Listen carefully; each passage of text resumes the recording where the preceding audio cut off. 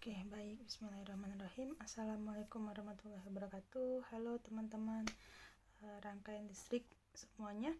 Hari ini Ibu menjelaskan sedikit lagi ya. Kita langsung saja ke materi untuk mempersingkat durasi video ya teman-teman. Jadi di sini menerangkan atau memaparkan materi mengenai analisis arus cabang.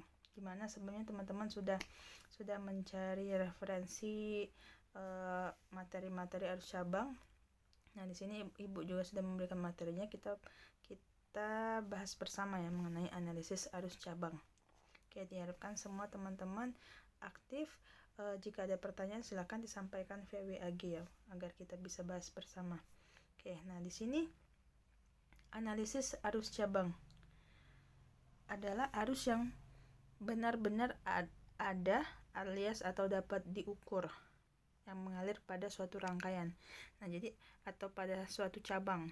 Jadi arti cabang ini maksudnya dia mempunyai satu elemen rangkaian. Kemudian dia bagian rangkaian dengan dua terminal dengan arus yang sama.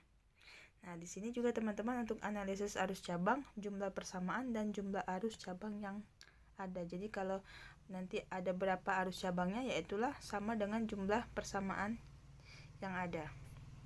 Nah, jadi di sini ada aturannya.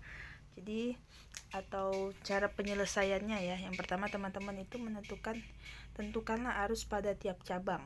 Kemudian, nah ini banyaknya persamaan yang terbentuk itu sama dengan banyaknya arus cabang. Nah, teman-teman kemudian tinjau arus pada tiap cabang dalam loop. Nah, di sini teman-teman bisa gunakan hukum Kirchhoff 2 jika terdapat sumber tegangan pada cabang yang ditinjau. Nah, untuk hukum Kirchhoff 1 itu jika terdapat sumber arus pada cabang yang ditinjau. Kemudian gunakan hukum Kirchhoff 1 untuk mencari arus pada suatu titik cabang. Nah, ini contohnya. Contohnya ini ada satu soal ya teman-teman. Teman-teman perhatiin ini terdiri dari elemen resistor, ada sumber tegangan, ada sumber arus.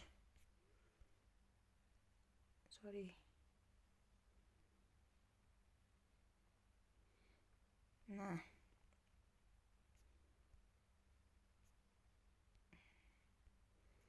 ini ya gambar rangkaiannya. Yang ditanya apa? Tentukan semua persamaan yang ada. Nah, jadi semua persamaan yang ada pada rangkaian ini. Nah, langkah pertama kita tentukan arus pada tiap cabang. Jadi di sini misalnya di sini ada I1, ada I2, ada I3 nih pada gambar ini ya. Nah, jadi di sini ada 3 arus cabang. Berarti dia juga ada 3 persamaan yang terbentuk, itu ya. Oke, kita tinjau arus cabang I1. Itu ya. Dan I2. Sigma V sama dengan 0 ya, hukum Kirchhoff 2 ya.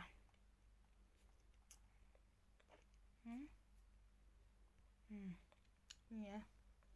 Jadi di sini teman-teman tinjau di sini. Nih, sama seperti metode analisis arus node dan arus cabang. Gitu ya. Kemudian ini sama seperti analisis arus node dan arus mesh. Nah, sekarang kita arus cabang. Jadi ini menggunakan hukum Kirchhoff 2. Nah, kemudian kita tinjau arus cabang I3 teman-teman. Kalau I3 ini yaitu sama dengan ya I sumber gitu ya. Dapatlah persamaan 2. Kemudian kita tinjau arus cabang I2 nih. Nah, di I2 ini kita gunakan hukum current law ya, hukum Kirchhoff arus ya. Jadi di sini sigma I sama dengan 0. Nah, di sini ada I berapa aja yang mendapatkan I2 ini.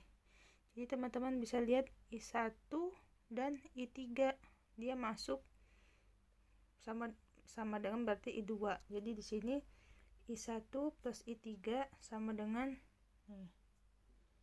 I2. Nah, gitu ya. Ini contoh sederhana soal nomor 1 teman-teman ya. Jadi tadi kan sesuai pertanyaannya tentukan semua persamaan. Yang ditanya itu semua persamaan. Jadi inilah persamaannya nih, persamaan 1, persamaan 2, persamaan 3. Oke, next kita soal kedua. Nah, di sini baru masuk angka nih. Kita ada rangkaian, ada angka-angkanya. Tentukan nilai I, nilai arus dengan analisis arus cabang. Bagaimana nih teman-teman? Nah, jadi dari gambar ini kita kayak gini sesuai dengan caranya tadi ya. Nah, jadi teman-teman tentukan arusnya nih. Di sini ada sesuai dengan metodenya ya, analisis arus cabang.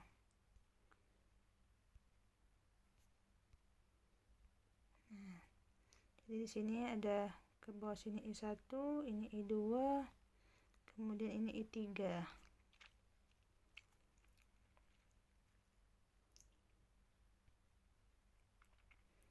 Oke, jadi kita tinjau arus cabang I1 nih dan I2.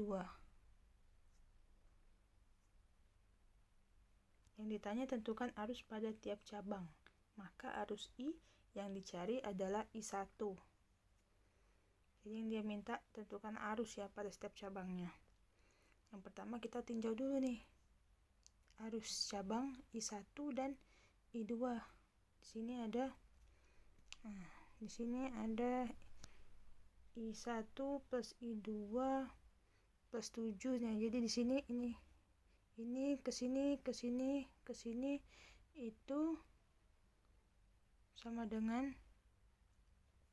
I sumber sama dengan 4. Ini ya. Nah, ini terus ke bawahnya hitungan-hitungan biasa sehingga diperoleh ini. Yang dimana 7 ini pindah ke sebelah kanan sama dengan, jadi dia min 7, jadi 4 min 7 sama dengan min 3. Kemudian kita tinjau arus cabang I2 dan I3. Arus cabang I2 dan I3 nih teman-teman. I2, I3.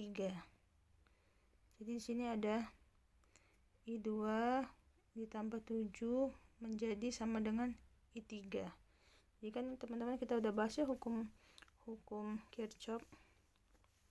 Jumlah sigma arus sama dengan 0, atau sigma arus yang masuk sama dengan arus yang keluar. Jadi ini ya, ini I2 plus 7 sama dengan I3. Nah, jadi ini ditukar I3 sama 7-nya pindah, I3 nya pindah, jadi yang plus jadi min jadi plus, kan ini semuanya plus jadi min semua. Nah, ini persamaan 2. Kemudian tinjau lintasan tertutup semua arus cabang. Nah, ini semua arus cabang, lintasan tertutup nih teman-teman. Kalau gambarnya tadi berarti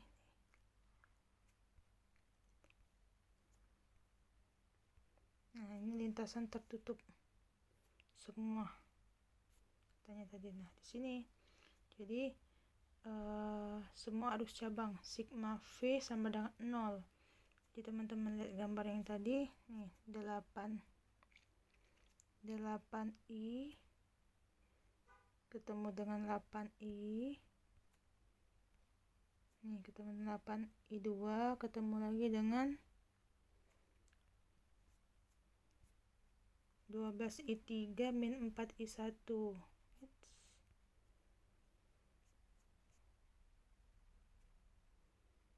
Nih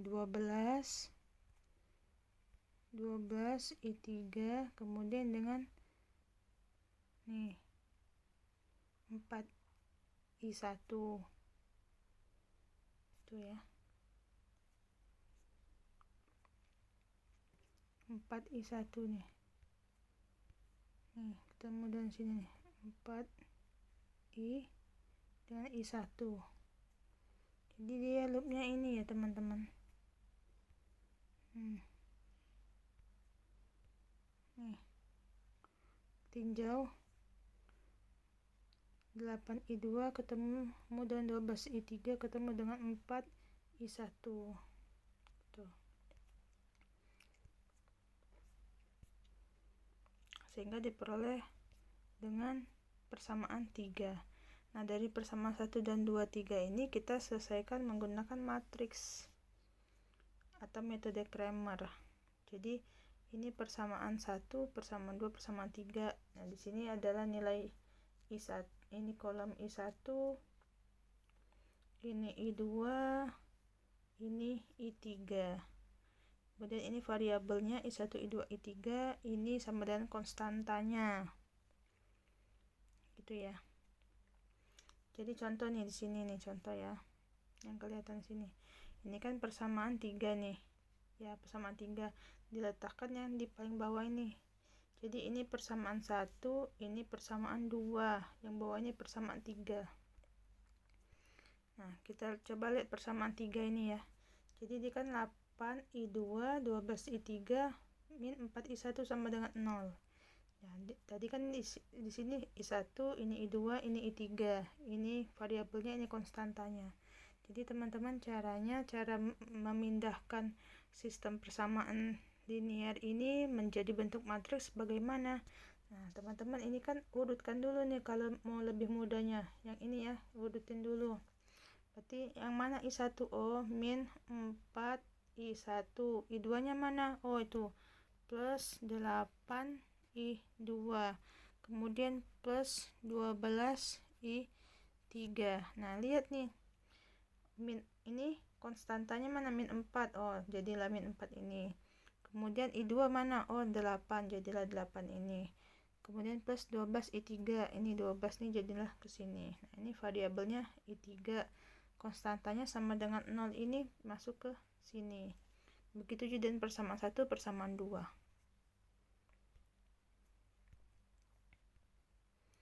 Oke, kalau udah dapet ini, nah ini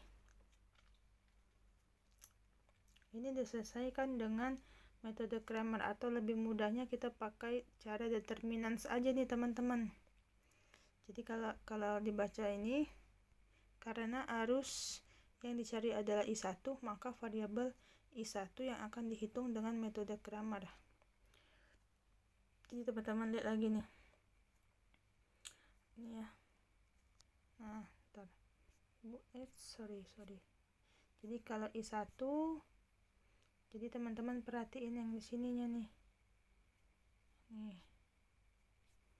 Nah, I1 kan ya. Nah, jadi yang di sini dipindahkan ke sini. Gitu.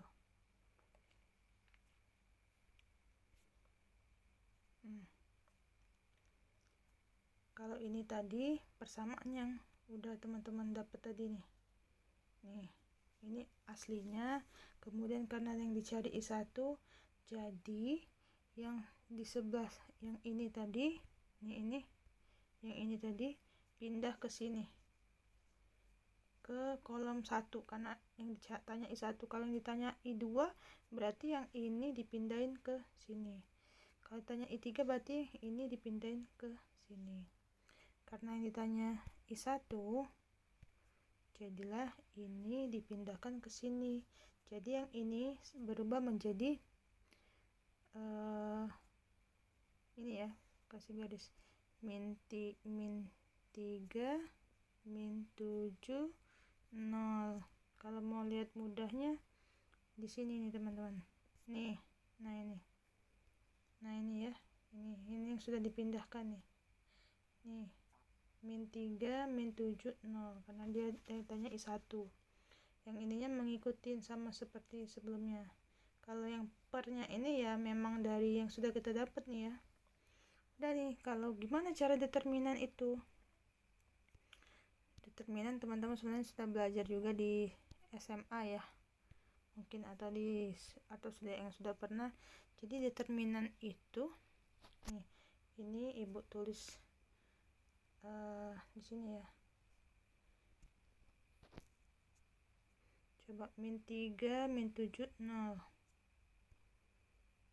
Min 3, min 7, 0. Kemudian 118.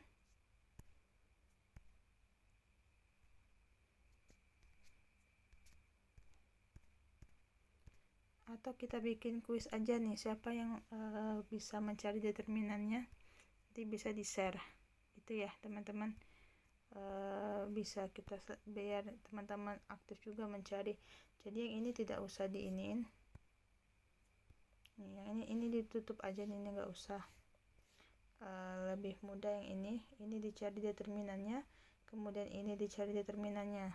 Jadi determinan ini itu hasilnya ini 24 nih teman-teman, determinan ini hasilnya juga 24, sehingga diperolehlah 24/24 sama dengan 1 ampere. Jadi besarnya arus I adalah 1 ampere. Jadi tugas teman-teman mencari determinan yang atas ini dan yang bawah ini ya. Jawabannya itu sudah ada nih 24 determinannya. Jadi tapi caranya itu bagaimana? Nah, teman-teman silakan mencari bagaimana menghitung determinan matriks 3x3 ini. Oke, sekian teman-teman, biar cara belajarnya teman-teman juga ini ya ikut mencari penyelesaiannya. Silakan menyelesaikan menggunakan metode determinan. Silakan jika ada pertanyaan. Terima kasih Ibu ucapkan. Wassalamualaikum warahmatullahi wabarakatuh.